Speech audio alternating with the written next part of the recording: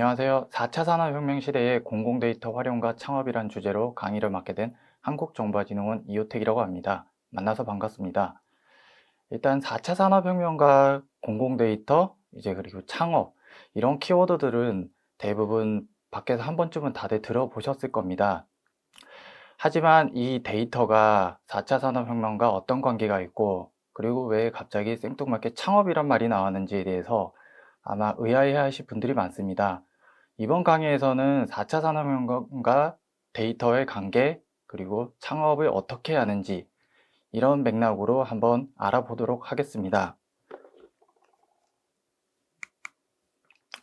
네, 강의는 4차 산업혁명과 데이터, 공공데이터 정책, 데이터 활용 창업 사례, 데이터 창업 지원 사업 소개 순으로 진행하도록 하겠습니다. 먼저 4차 산업혁명과 데이터에 대해서 알아보도록 하겠습니다. 4차 산업혁명은 3차 산업혁명을 기반으로 서로 다른 분야의 경계를 뛰어넘어 융합하는 기술혁명이다라고 말할 수 있습니다. 그리고 4차 산업혁명 특징으로 많은 정의가 있는데 가장 공통적으로는 사람과 사물과 사물을 연결 융합하고 연결된 데이터 분석을 통해 지능화한다. 그리고 이 지능화된 서비스를 통해 미래 예측을 가능할 수 있다.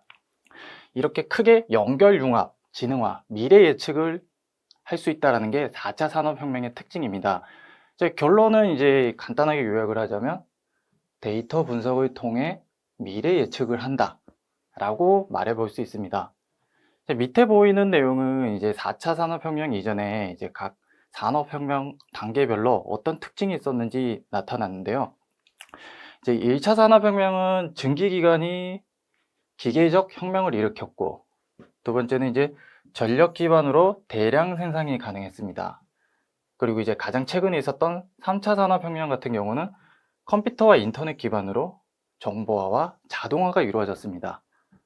우리가 오늘 얘기할 4차 산업혁명은 ICT 융합 기반의 초지능, 초연결된 시대라고 말할 수 있는데, 각 단계별로 특징이 있다면 공통적인 특징이 하나 있을 겁니다. 기술의 개발에 따라 생산성이 향상되었고, 그로 인해서 양질의 서비스를 국민들이 받을 수 있다는 특징이 있습니다. 그리고 하나 또 알고 넘어가야 될 것은 4차 산업혁명에 대한 정의는 과거에 다보스 포럼을 통해서 정의가 되었는데, 사실 각계 영역에서 다양한 주장들이 있습니다. 하지만 우리는 4차 산업혁명을 먼저 짚고 넘어가야 하기 때문에 위에서 보시는 것처럼 3차 산업혁명을 기반으로 서로 다른 분야를 연결하고 융합하는 기술혁명이다 정도로만 알고 넘어가도록 하겠습니다.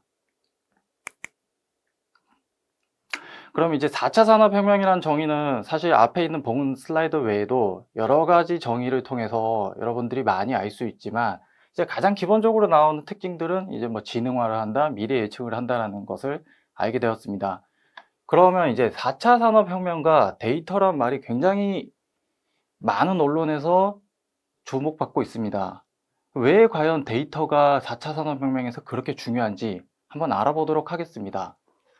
일단 글적으로 얘기를 하자면 데이터와 지식이 산업의 혁신 경쟁 원천이다. 두 번째로는 대규모 수집, 축적, 분석, 자가학습을 통해 지속적으로 기술 성능을 강화한다. 이 강화를 한다고 말하는데, 사실 위에 있는 이 말들은 일반인들이 들었을 때는 사실 와닿지 않는 말이 될 수 있습니다. 아마 정부 관계자나 이런 분들이 굉장히 좋아하실 말들인데, 밑에 있는 그림으로 한번 설명을 드리겠습니다.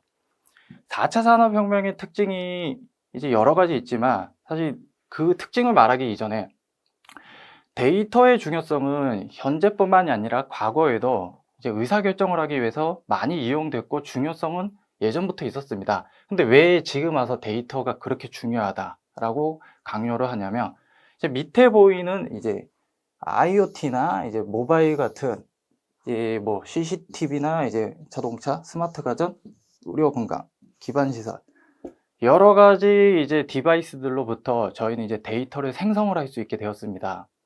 과거에 이제 저희가 누적한 데이터보다 지난 몇 년간 데이터가 훨씬 더 많은 이 데이터 누적을 했다라는 이제 가트너 보고서가 있듯이 우리는 굉장히 양질의 데이터를 엄청나게 많은 이제 공급을 받고 있는 시대에 있습니다. 그럼 이렇게 생성된 데이터들이 이제 한 군데 모입니다. 이제 뭐 이런 통신 기술을 통해서 클라우드 서버에 이제 누적이 됩니다. 누적된 데이터는 이제 말 그대로 빅데이터가 돼서 이제 데이터를 분석을 하고, 이 분석된 데이터가 이제 AI 서비스를 통해서 우리들에게 다가오고 있습니다. 결론은 궁극적으로 보자면 여기 있는 이제 우리 국민들이나 이제 사용자 입장에서는 뭐 데이터나 AI를 직접적으로 느낄 일은 없습니다. 여기 보이시는 스마트 공장, 자율자동차, 스마트홈, 스마트 헬스케어, 스마트 인프라, 뭐 이런 스마트화된, 자동화된, 지능화된 서비스를 통해서 4차 산업혁명에 대한 이 서비스 체감을 할 수 있습니다. 그러면 이 서비스가 결국은 우리가 볼 수 있는 가장 최종 이제 접점인데, 이 서비스를 하기 위해서는 AI라는 것이 굉장히 중요합니다. 그 AI 서비스가 이제 되기 위해서는 이제 밑에 있는 것처럼 굉장히 많은 양의 데이터가 필요합니다. 근데 이 데이터를 이런 모바일과 IoT 같은 다양한 디바이스들로부터 저희는 수집을 하고, 이 수집된 데이터가 이제 AI에서 작동을 하여 이런 스마트화된 서비스에서 우리에게 다가올 수 있습니다. 그럼 이제 전체적인 그림에서 보자면 분명히 4차 산업혁명 시대에서는 데이터보다는 사실 AI가 더 중요한 게 맞습니다. 근데 이 AI를 작동하기 위해서 가장 기본이 되는 건 바로 결국은 데이터입니다. 그래서 이제 외부에서 다들 말하는 거는 4차 산업혁명을 선도하기 위해서는 AI가 중요하고, 그 AI를 잘 운영을 하기 위해서는 데이터가 가장 필수적인 경쟁력이다, 이렇게 말씀을 하고 있습니다. 옆에 보이시는 내용은 사실 제가 말씀드린 건 좀 풀어 적은 거기 때문에 한번 시간이 되실 때 읽어보시면 좋을 것 같습니다. 네, 이제 그 앞에서 데이터와 4차 산업혁명의 관계를 알아보았는데요. 그러면 이렇게 중요하다고 하는 4차 산업혁명에 대한 이제 각국의 노력과 대응 전략이 무엇이 있는지 한번 알아보겠습니다. 먼저 해외 분야부터 알아보겠습니다. 공통적인 특징은 범부처 추진제기를 구축하고, 혼자 하지 않습니다. 다 같이 하고 있습니다. 그리고 핵심 기술 연구 개발을 하고, 데이터 확보, 인재 양성, 산업사회 확산, 크게 보면 이렇게 네 가지가 있습니다. 근데 이제 각국의 주요 정책들을 사실 정책에 대한 내용을 보는 것도 중요하지만 목표를 먼저 보는 게 가장 중요하실 것 같습니다. 미국부터 설명드리겠습니다. 미국은 AI 분야의 경쟁력을 확보하겠다. 그리고 독일 같은 경우는 스마트 공장을 선도하겠다. 일본 같은 경우는 전 분야의 기술 혁신을 통해 경제, 사회 문제를 해결하겠다. 여기서 나오지 않은 게 하나 있는데, 일본 같은 경우는 이제 로봇을 활용한 4차 산업혁명을 선도하겠다라는 세부적인 전략이 따로 있습니다. 중국 같은 경우도 이제 AI 차세대 성장력을 동력화하여 경제, 사회 문제를 해결하겠다. 이 공통적인 영역들이 보이죠. AI를 이용해서, 그 다음에 스마트한 서비스를 통해서 앞으로 시대를 대응하고 준비하겠다라는 각국의 노력들이 있습니다. 세부적으로 보면 이제 또 공통적으로 보이시는 게 데이터와 이제 인재 양성. 여기도 마찬가지로 R&D 지원과 인력 교육. 네, 일본 같은 경우도 데이터, 인재, 그 다음에 R&D. 이런 것들이 보일 수 있겠죠. 그리고 이제 중국 같은 경우도 마찬가지로 인공지능 관련된 법률을 제정하고, 스마트 사회 건설, 이제 산업 스마트화 등 인공지능 관련된 기술로 무엇을 하겠다라는 게 주된 특징입니다. 전략 이름을 보셔서 알겠지만 다들 4차 산업혁명이라는 전략을 쓰진 않습니다. 전부 다 이제 AI를 한다거나 인더스트리를 쓰거나 이제 신산업 구조 비전, 차세대 AI 발전 계획, 각국마다 자신들만의 4차 산업혁명의 요소 기술별 이제 전략을 수립하여 앞으로의 4차 산업혁명을 대응하겠다라는 내용을 가지고 있는데, 주요 내용은 이제 앞에 보셨던 4차 산업혁명의 특징에 해당하는 기술을 개발하고 그 기술을 개발해서 사용할 인력을 확보하여 저변을 확산하겠다라는 게 각국의 주된 노력의 공통점입니다. 그러면 이제 해외에서는 이제 4차 산업혁명을 어떻게 대응한지 간단하게 알아보았는데 우리나라는 과연 어떻게 하고 있을까요? 먼저 이제 우리나라 같은 경우는 4차 산업혁명 대응 계획이라는 이름 자체가 4차 산업혁명 대응 계획입니다. 이 발표를 하여 현재 전략을 추진하고 있습니다. 뭐 이 전략을 추진하기 이전에 범정부 형태의 관계부처 합동으로 4차 산업혁명위원회를 설치 운영을 하였고 이제 그 대응 계획에 맞춰서 진흥화 혁신으로 다양한 신산업 창출, 튼튼한 주력 사업 육성, 고질적인 사회 문제를 해결하여 국민의 삶의 질 제고, 양질의 일자리 창출, 일자리 변화 대응, 사회 안정망 강화, 누구나 이용할 수 있는 세계 최고 수준의 지능화 기술 데이터 네트워크 확보를 한다는 기본 방향으로 밑에 보이시는 지능화 혁신 프로젝트 추진, 그리고 기술 분야에서는 성장 동력, 기술력 확보, 산업 분야에서는 산업 인프라 생태계 조성, 그리고 사회 분야에서는 미래 사회 변화 대응, 각각의 이제 세부 과제를 수립하여 우리는 4차 산업혁명을 준비하고 있습니다.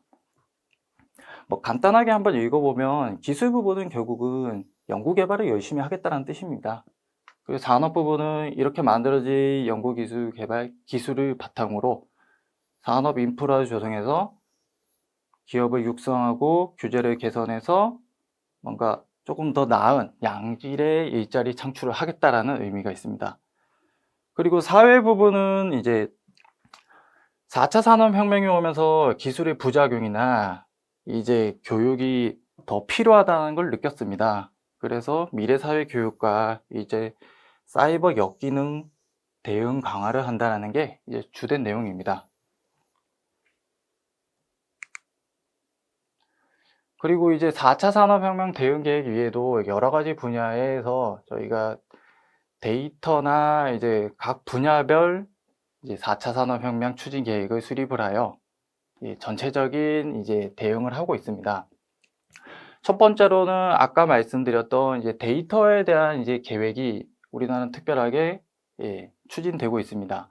가장 데이터 계획 중에 오래된 계획인데 공공 데이터 제공 및 이용 활성화 기본 계획을 수립하여 공공 영역의 데이터를 개방하고 이용을 확산하겠다라는 계획을 가지고 있습니다. 두 번째로는 데이터 경제 활성화 전략이라는 것이 있습니다. 마이데이터 활성화, 이제 데이터 전면 개방, 빅데이터 인재, 인력 양성 등이 있으며 이제 위에 있는 이제 공공 데이터 기본 계획과 이제 차이점이 있다면 이쪽은 공공 영역에서만 데이터를 개방하고 이제 활용을 한다라는 게 글씨가 예쁘지가 않네요.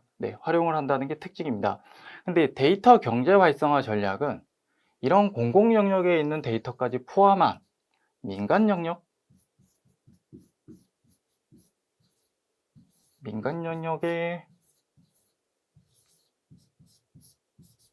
민간 영역의 데이터까지 같이 활용을 하고 이제 쓸 수 있도록 도와주는 전략이라고 보시면 될 겁니다. 그리고 이제 데이터 경제 활성화 전략 이후 이제 후속 버전에 해당하는 전략인데 데이터 AI 경제 활성화 계획이란 것이 나왔습니다. 이제 이거는 앞에서 언급한 것처럼 AI는 데이터를 가지고 움직이는 서비스인데 그 AI 경제가 활성화되도록 데이터를 좀 더 양질의 데이터를 공급하고 그걸로 인해서 데이터 기반의 AI 서비스 기업을 발굴 육성하겠다라는 계획입니다. 그리고 이제 뭐 각 영역별로 다양한 움직임들이 있습니다. 뭐 이거 말고도 더 여러 가지가 있는데 대표적으로 보자면 국토교통 분야에서 이제 4차 산업혁명 대응 전략을 별도로 수립하여 추진을 하고 있고 주로 여기에서는 이제 스마트 도시에 관련된 내용이 많습니다. 뭐 자세히 보시면 스마트 국토 조성, 교통 서비스, 공공 인프라, 혁신 기반 조성 등이 주된 내용이고 뭐 포커스가 이제 국토교통 영역 전반에 대한 이제 4차 산업혁명 기술을 만들고 확산하겠다라는 게 주된 내용입니다. 그리고 이제 자율주행 분야입니다. 사실 자율주행 분야도 국토교통 분야에 속해질 수 있지만 이제 좀 별도의 영역으로 추진을 하고 있습니다. 자율주행 분야에서는 이제 우리가 아는 자율주행은 사실 많은 양질의 데이터와 인공지능 서비스가 결합이 되어야지 움직일 수 있는 이런 서비스입니다. 근데 이제 시험 구간이 허가가 필요하고 관련 법 규정을 개정하고 그다음에 규제 프리존, 정밀도로 DB 구축 이런 주된 내용이 자율주행 분야에서 이제 4차 산업혁명을 대응하기 위해 별도로 추진하는 정책들입니다. 지방자치단체에서도 이제 4차 산업혁명 특별시를 대전으로 지정을 하여 한국형 스마트 제조 혁신 사업을 추진을 하고 부산 같은 경우는 4차 산업혁명 선도지구로 선정을 하여 VR, AR 산업 육성, 드론 산업, 도시, 신재생 에너지 보급 확산과 같은 4차 산업혁명에 맞는 선도 기술들을 개발하고 육성하는 정책을 하고 있습니다. 지금 앞에까지는 이제 굉장히 좀 지루할 수 있는 정책들 내용을 말씀드렸습니다. 그렇기 때문에 정책들이란 사실 뭐 공부하는 차원에서 이런 내용이 있다 정도만 알아두시고 그리고 주요 흐름이 이렇게 흘러간다 이 정도만 이제 이해를 해주시면 좋을 것 같습니다. 이제는 앞에서 알아봤던 4차 산업혁명과 데이터에 대해서 알아봤다며 이번에는 공공데이터 정책에 대해서 한번 알아보겠습니다. 일단 들어가기에 앞서서 왜 데이터면 데이터지 공공데이터 정책을 알려주시냐라는 질문을 하실 수 있어요. 가장 이제 궁극적인 결론부터 말씀을 드리면 데이터는 크게 공공 영역의 데이터가 민간 영역의 데이터가 두 가지로 나누어집니다. 그래서 공공과 민간 각 영역에 따라 데이터가 다른데 지금까지 사실 우리나라에서는 공공 영역의 데이터만 개방이 되고 활용이 되어지고 있습니다. 민간 영역의 데이터가 사실 활용이 되지 않는 것은 아니고 활용은 되고 있으나 사용의 제약상이 너무 많습니다. 왜냐하면 돈을 줘야 되고 이제 허가를 받아야 되는 여러 가지 이유가 있기 때문에 앞에서 데이터는 중요하다고 했고 많이 써야 되고 활용을 해야 되는데 이제 어떤 거를 쓰는 게 더 효율적이고 국민들이 더 편하게 쓸 수 있을지 무료로 쓸 수 있을지 이런 부분을 착안하다 보니 데이터 중에서도 공공 영역의 데이터를 소개를 해 드리는 게 조금 더 좋지 않을까라는 생각으로 공공 데이터 정책을 소개해 드리게 되었습니다.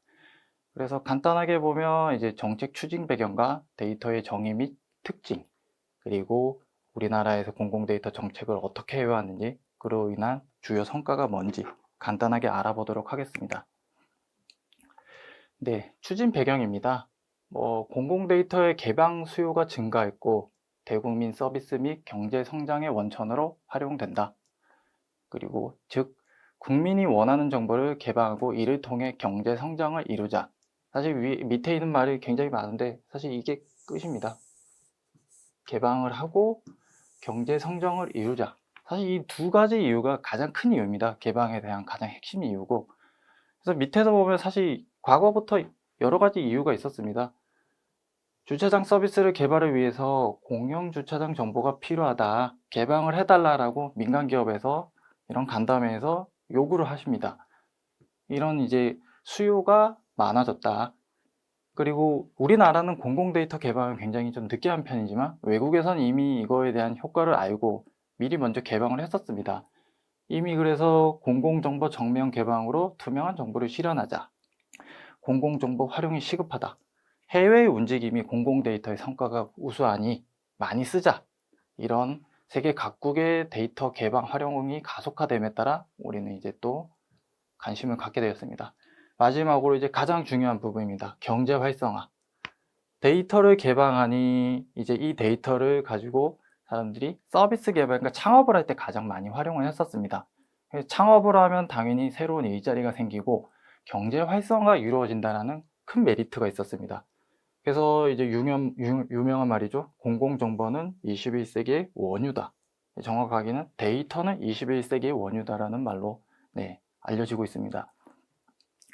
근데 이제 사실 외부에서는 이제 국민이 원하는 정보를 개방하고 경제 성장을 이루자라는 말로 공공 데이터 개방에 대한 근거를 제시를 합니다. 사실 근데 정확하게 공공 데이터에 대한 히스토리를 하나 짚고 넘어가자면 사실 이 부분이 가장 중요한 내용입니다. 정부 입장에서는 아까 말씀드린 것처럼 해외에서 이제 우리보다 먼저 데이터를 개방을 했었습니다. 근데 데이터를 개방할 때 원래 취지는 사실 우리 같은 경우는 경제 성장이라는 말을 했는데 외국에선 사실 경제 성장이 이루어질 거란 생각을 하고 개방했던 게 아닙니다. 공공정보를 개방하면서 투명성을 제고하자.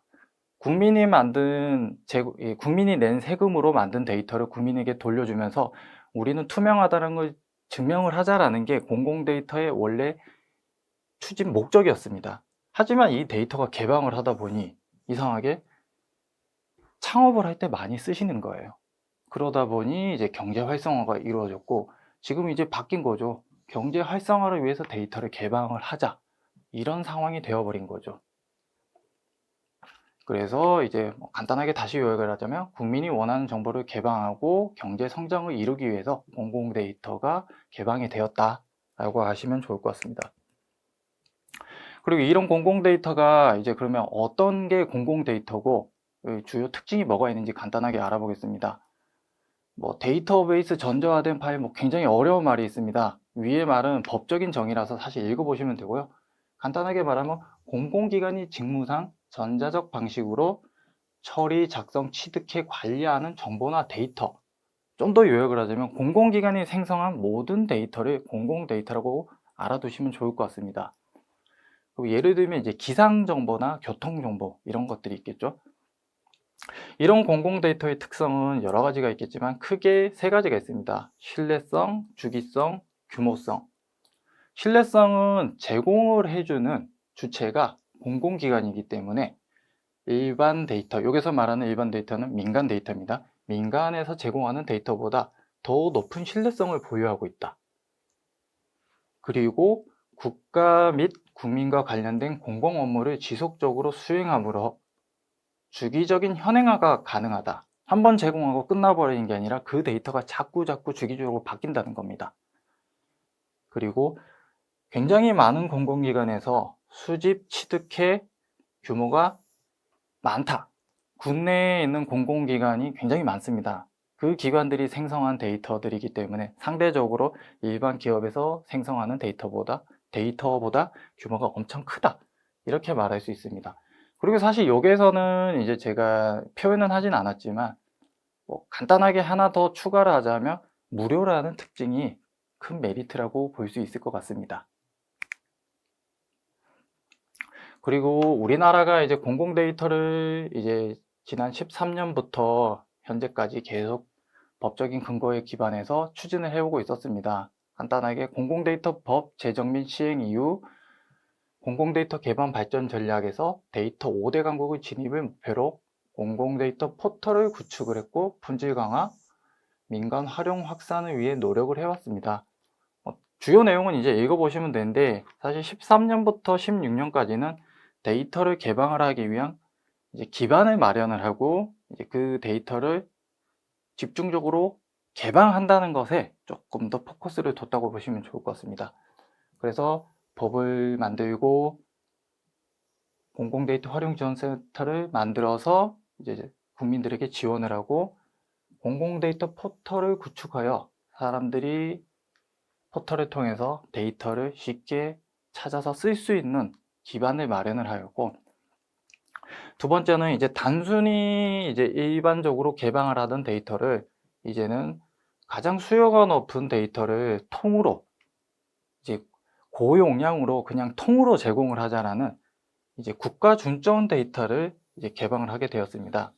이제 총 이제 36개를 선정을 하여 이제 15년부터 11개를 시작으로 점진적으로 데이터 개방을 조금 더 임팩트 있게 시작을 했었습니다.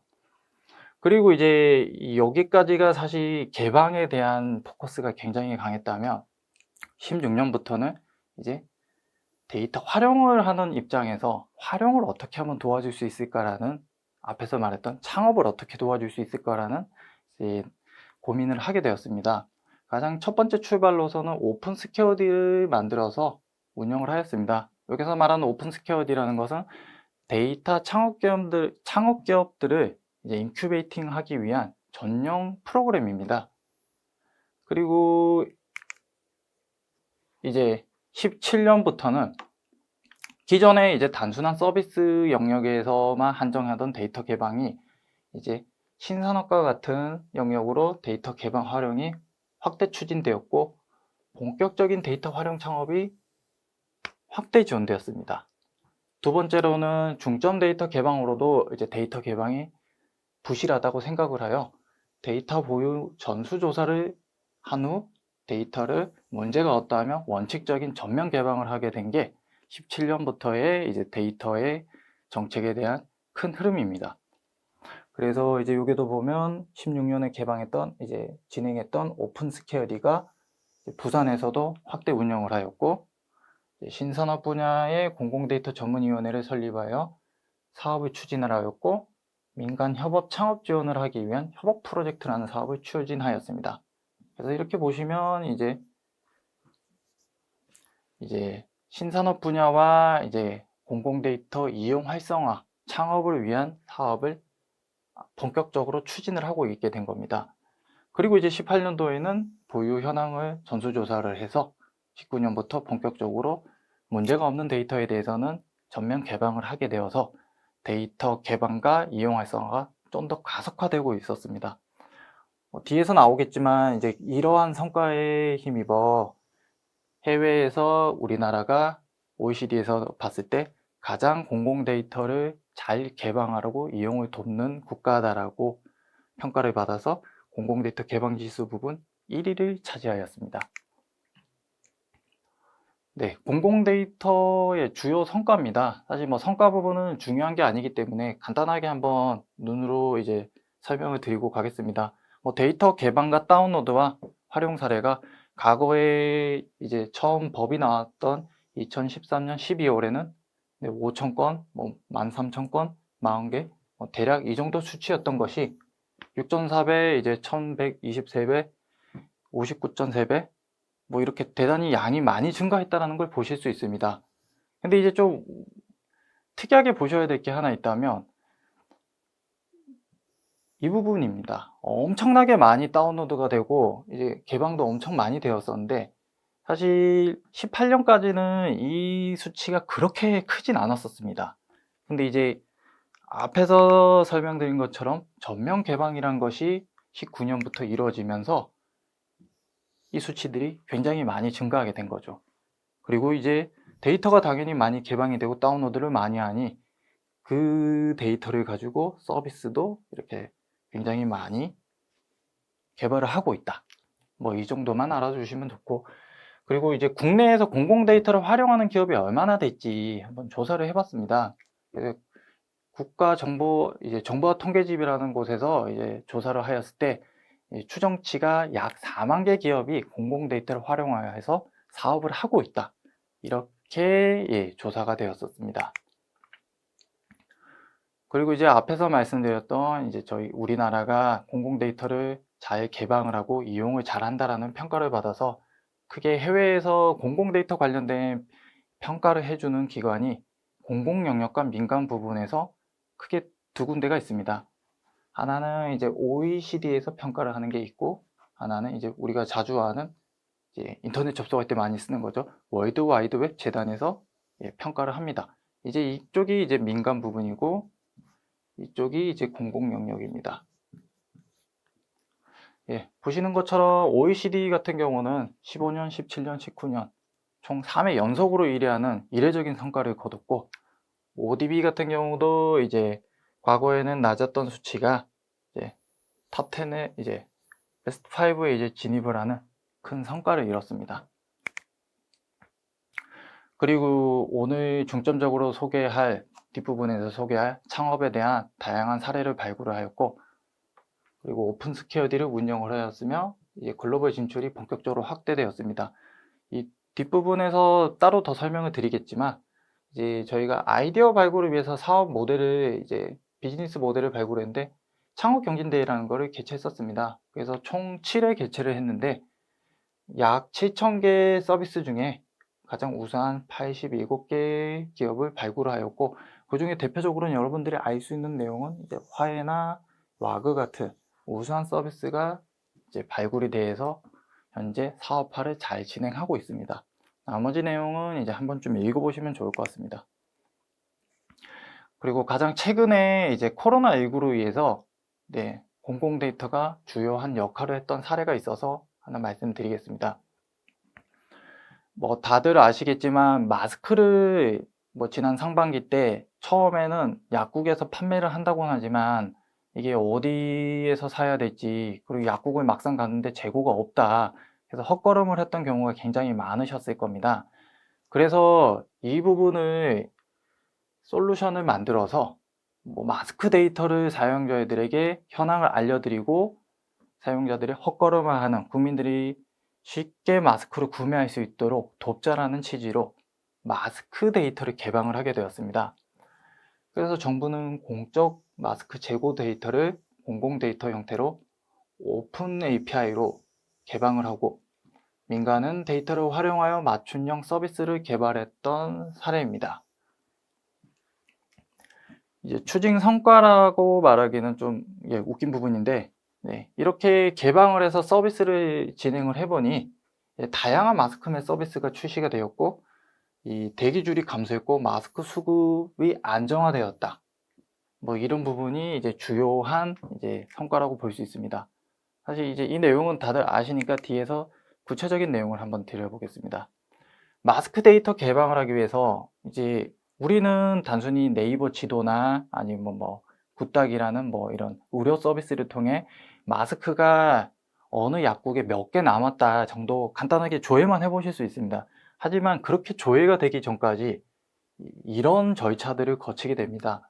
첫 번째로 이제 판매처에서, 약국이나 우체국 같은 판매처에서 마스크를 판매한 이력이나 기록을 입력을 합니다. 그 입력을 한 데이터는 보건복지부에서 이제 최종적으로 취합을 합니다. 그렇게 취합한 정보를 이제 공공데이터 포털에 올리기 위해서 한국정보진흥원과 행정안전부에서는 개방을 위한 데이터 형태로 변환을 하고, 이거를 사용하기 쉽도록 오픈 API 형태로 개발을 합니다.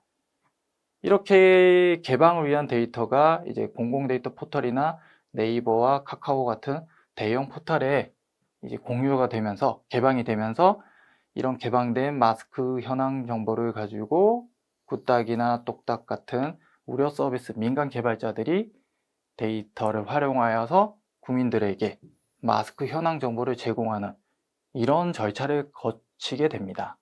그래서 자세한 내용은 사실 밑에 이렇게 적혀 있으니 나중에 한번 읽어보시면 좋은데, 이제 앞에서 보신 것처럼 어떻게 보면 4차 산업혁명에서 AI 서비스가 데이터를 받아서 최종적으로 스마트 서비스를 한다라는 그 구조랑 어느 정도 비슷한 부분이 있습니다.